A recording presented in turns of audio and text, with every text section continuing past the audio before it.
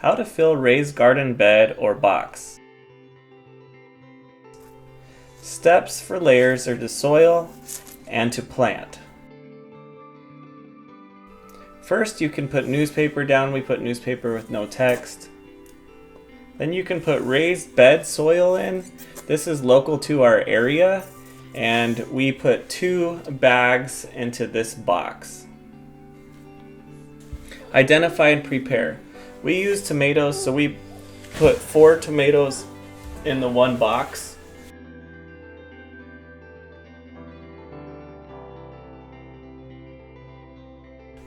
Then you plant. So we made little holes for the tomato bushes and we planted them.